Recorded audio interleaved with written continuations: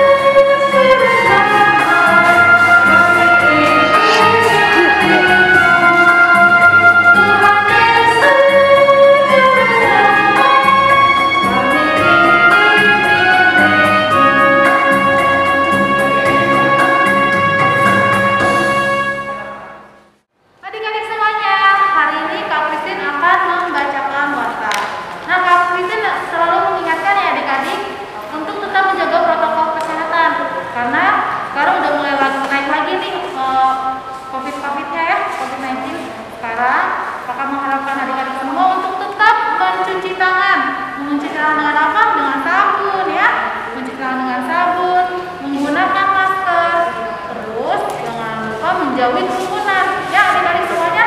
Kalau yang nggak perlu banget nggak usah keluar rumah ya. Yang kedua, kakak terus mengingatkan adik-adik nih, udah rindu banget adik-adik untuk mengirimkan video ayat bulanan sama Kartik ya. Jadi buat adik-adik yang udah hafal nih ayat bulanan, boleh dikirim ke kakak guru sekolah minggu ya. Yang ketiga, buat adik-adik yang udah rindu untuk persembahan ke sekolah minggu, boleh nih dikirim ke bendahara seksi sekolah minggu atau melalui telepon. Nanti untuk info lebih lanjutnya nanti kakak tulis di bawah sini ya. Itu aja warta dari Kak Kristin. Selamat hari Minggu. Adik-adik semuanya, sekarang kita mau mendengarkan firman Tuhan nih Kak. Jadi adik-adik semuanya jangan lupa nih siapin Alkitabnya, kita dengerin firman Tuhan ya. Sebelum kita mendengarkan firman Tuhan nih Kak, aku mau ngajak dulu nih adik-adik semuanya untuk bernyanyi lagi ya. Karena di dalam apa sih Kak? Biasa dari jemaat aja ya Kak ya, yang gampang, yang dimengerti sama anak-anak, sama adik-adik di rumah. Nah, jadi kakak-kakak nih mau ngajak adik-adik semuanya untuk bernyanyi lagi dari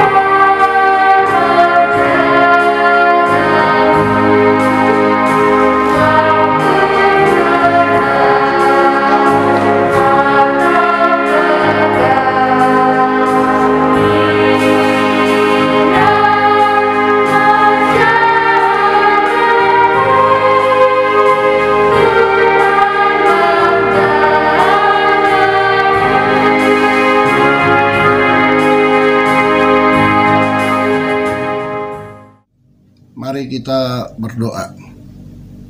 Damai sejahtera Allah Bapa yang melampaui segala akal, itulah yang menyinari hati dan pikiran saudara-saudara, di dalam nama Tuhan Yesus Kristus, Tuhan kita.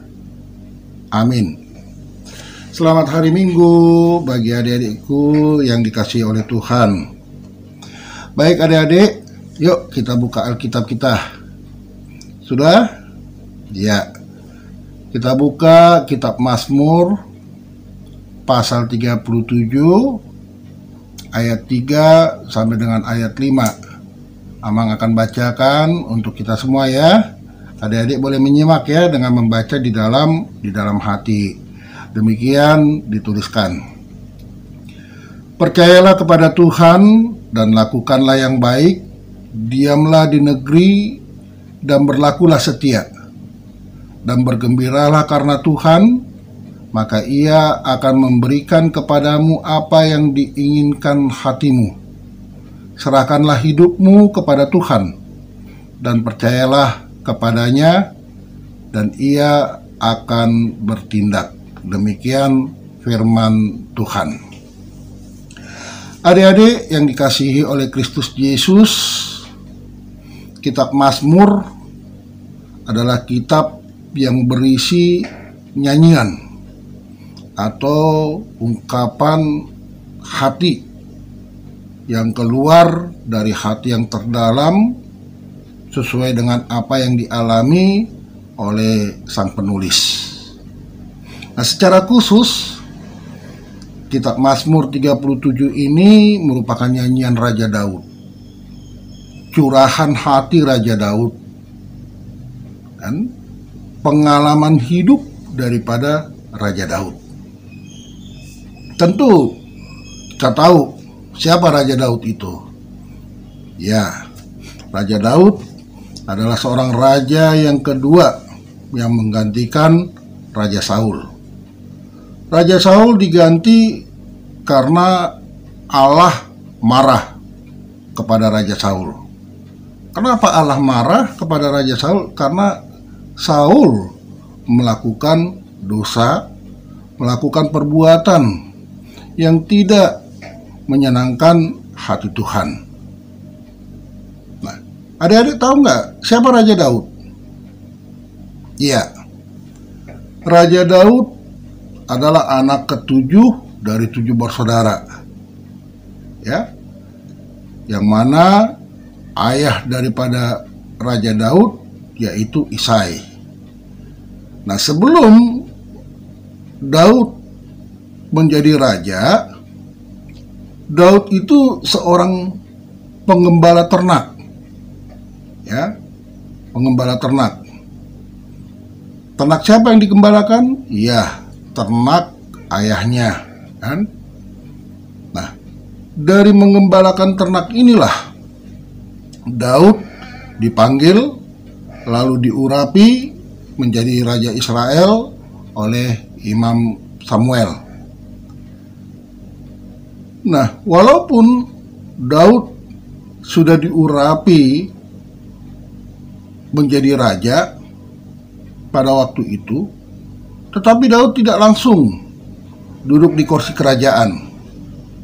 Karena apa? Karena dia harus menunggu Raja Saul wafat.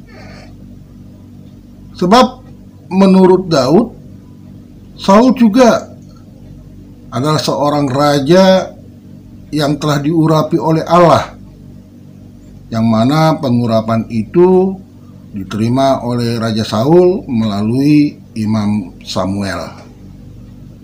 Adik-adik, setelah Raja Saul mengetahui bahwa Daud telah diurapi menjadi Raja Israel, Raja Saul marah dan sakit hati. Sampai-sampai Raja Saul ingin membunuh atau membinasakan Daud. Yang terjadi apa? Ya, di dalam perjalanan hidup Raja Saul dengan Daud terjadilah permusuhan yang sangat menyedihkan.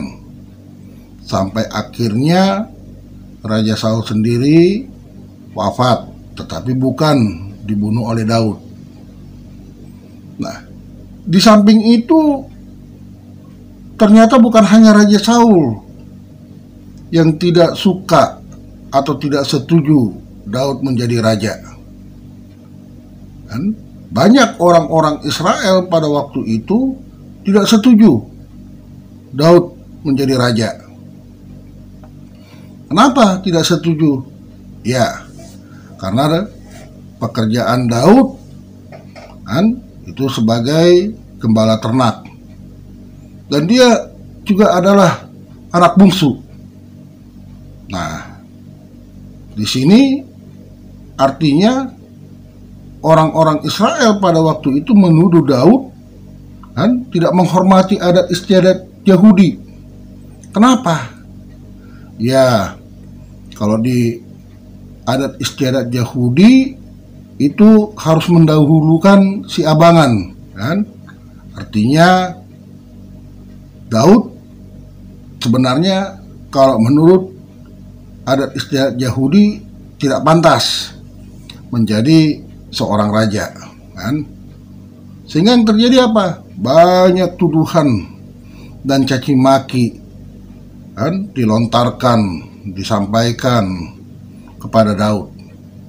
Tetapi yang luar biasa, tahu nggak? Daud tidak membalasnya. Begitu kan? Justru di saat Daud menerima caci maki, di saat Daud menerima penghinaan, di saat Daud menerima tuduhan dari orang banyak, Daud menyerahkan seluruh perkataan-perkataan tersebut kepada Tuhan. Nah, itu hebatnya, kan? Kenapa Daud menyerahkan itu kepada Tuhan? Karena Daud percaya bahwa Tuhan akan memberikan yang terbaik bagi Daud. Artinya apa? Daud membiarkan Tuhan yang menunjukkan kuasanya bagi setiap orang yang tidak suka melihat Daud. Nah, dari pengalaman itulah Daud ingin menasihati kita, kan? Menasihati adik-adik, menasihati semua orang yang beriman agar tetap menjadi orang yang baik, kan? Agar tetap menjadi anak yang baik, kan? Orang yang takut akan Tuhan, anak yang takut akan Tuhan, kan? Orang yang mau menjauhi kejahatan, anak yang mau menjauhi kejahatan. Dengan cara bagaimana? Dengan cara tidak mudah marah, tidak mudah membalaskan kejahatan yang dilakukan oleh orang lain, kan? Nah, nasihat-nasihat itulah yang disampaikan oleh Daud, kan, di dalam nats khotbah kita pada hari Minggu ini. Nah, oleh karenanya apa yang bisa kita ambil, yang bisa kita lihat, kan, dari pengalaman yang dialami oleh Raja Daud, kan? Yang pertama, Daud mau mengatakan kepada kita, kan, kepada adik-adik, bahwa kita tidak boleh memendam amarah, kan, di dalam hati, kan, karena orang yang berbuat jahat. Kita tidak boleh iri kepada orang-orang yang berbuat curang, kan? Kita tidak boleh iri atas keberhasilan orang lain, kan, dengan alasan apapun. Kan? Karena apa? Karena dengan timbulnya rasa iri, kan, kita akan berusaha menjatuhkan orang tersebut. Kan? Jika demikian bagaimana? Ya, kalau kita melihat orang lain atau saudara kita lebih berhasil dari kita, tentunya kita harus, kan, berusaha semaksimal mungkin, ya, berusaha semaksimal mungkin, kan, agar kita juga bisa berhasil, begitu kan? Bukan justru menjelek-jelekan atau menjatuhkan teman kita yang berhasil tadi. Yang pertama kan? Yang kedua, kita harus percaya kepada Tuhan bahwa Tuhan mampu melakukan yang terbaik dalam hidup ini, gitu ya. Apa maksudnya percaya kepada Tuhan? Ya, maksudnya di situ kita mau menyerahkan segala perkara hidup kita kepada Tuhan. Kan kalau adik-adik dihina teman-teman, kan adik-adik dicaci teman-teman, kan atau saudara, kan bagaimana adik-adik menyerahkan, kan mempersembahkan cacian itu, kan makian itu, hinaan itu kepada Tuhan. Tuhan, aku dihina, aku dibilang begini, tolong aku Tuhan, berikan kekuatan sama aku dan ampuni dia Tuhan. Itu yang harus kita lakukan di dalam doa kita sebagai anak-anak Tuhan, kan? Sehingga kita tidak bersungut-sungut, kan? Kita tidak membalaskan kejahatan tersebut, ya. Tetapi justru, kan, melalui nats ini Daud menasihatkan agar kita tetap bergembira, kan? Gembira karena apa? Apakah gembira karena cacian maki tadi? Apakah bergembira karena hinaan tadi? Bukan. Tapi kita bergembira karena kita punya Tuhan yang luar biasa, kan? Karena kita bergembira karena kuasa Tuhan itu akan menolong kita, kan? Supaya kita tidak jatuh ke dalam dosa. Nah, itu yang kedua. Nah, yang ketiga apa? Kita tidak boleh membalaskan kejahatan dengan kejahatan, kan? Apalagi jika kita dibenci, kita dicaci maki, kan? Seperti Amang bilang tadi, kita nggak boleh mencaci lagi, kita tidak boleh menghina lagi, tetapi justru kita harus mendoakan dia supaya apa? Supaya roh Tuhan bekerja atas diri teman kita yang menghina kita, sehingga teman kita yang menghina kita itu akan berubah karena apa? Karena kasih Tuhan, kan? Dan yang keempat, kita tidak boleh marah-marah, kan? Tidak boleh mencaci maki, kan? Karena atau apalagi menghukum atau menghakimi, kan? Karena itu bukan hak kita, kan?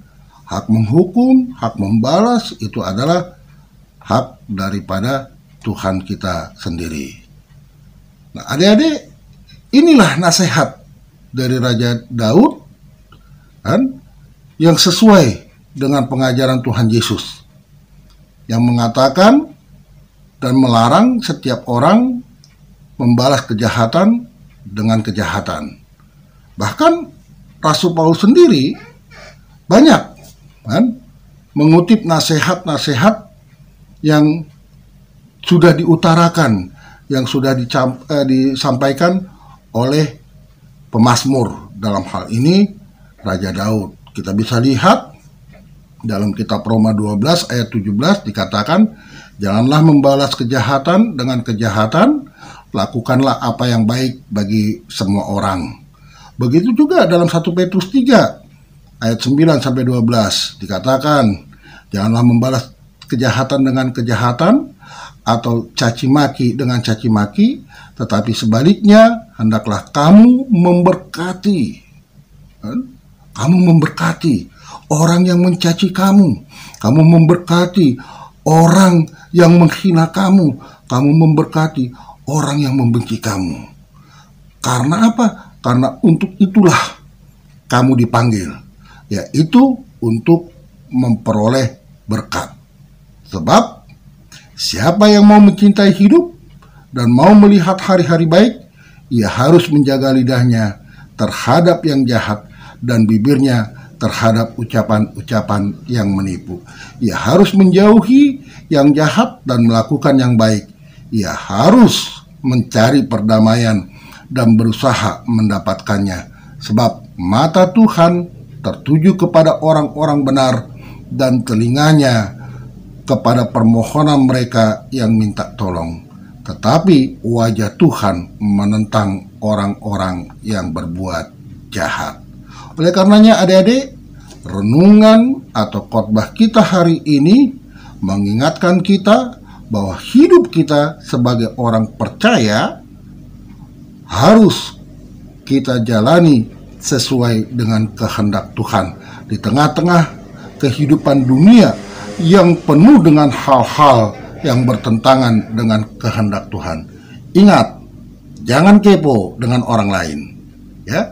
Jangan kepo dengan orang lain, tapi hiduplah takut akan Tuhan.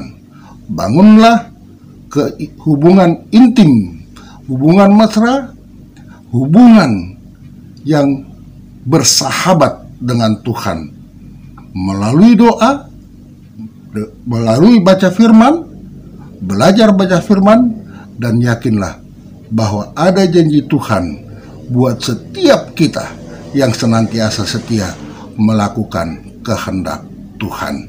Tuhan Yesus memberkati. Amin. Kita berdoa. Terima kasih Tuhan atas firman-Mu yang telah menyapa hidup kami.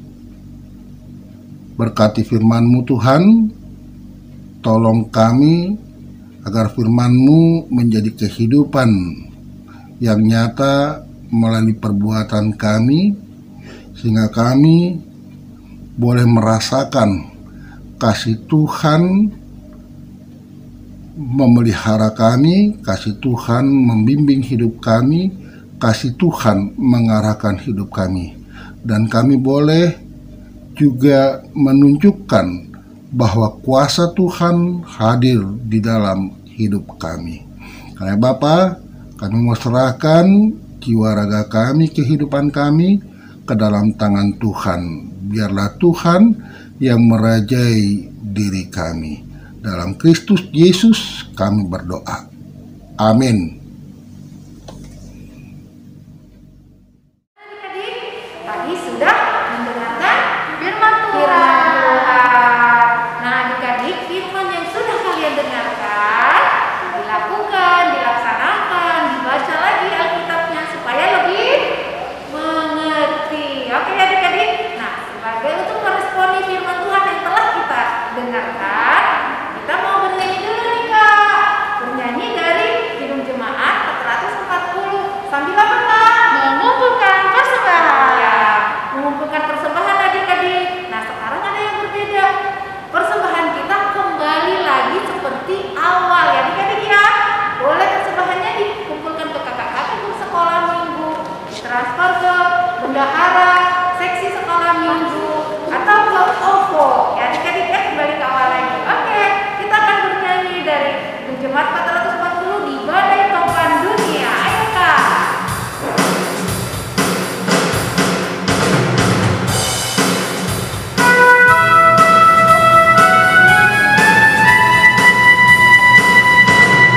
Badai topan dunia, Tuhan tak perlindunganku. Hadapi goncang semesta, Tuhan tak perlindunganku. Ya Yesus bersama di dunia, di dunia, di dunia.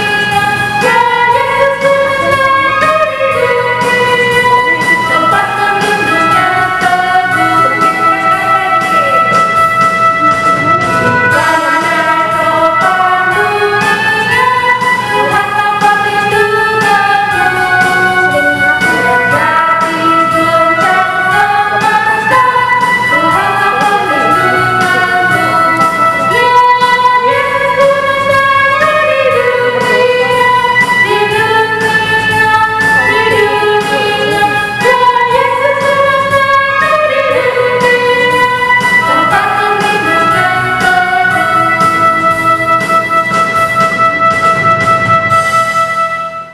teguh. Baik adik-adik, mari kita doakan persembahan kita kita berdoa. Ya Allah Bapa kami yang di surga, kami mengaku bahwa Tuhan adalah sumber dari segala karunia yang melimpah dalam kehidupan kami masing-masing. Sebahagian daripada karunia itu kami serahkan kembali sebagai persembahan kepada Tuhan. Terimalah dan berkatilah persembahan umat-Mu ini, agar dapat kami pergunakan untuk pekerjaan dan pelayanan kerajaan Tuhan di dunia ini. Bukalah hati kami untuk mengenal betapa banyak berkat dan karunia yang kami peroleh dari Tuhan, supaya kami senantiasa bersyukur kepadamu di dalam nama Yesus Kristus Tuhan kami. Amin.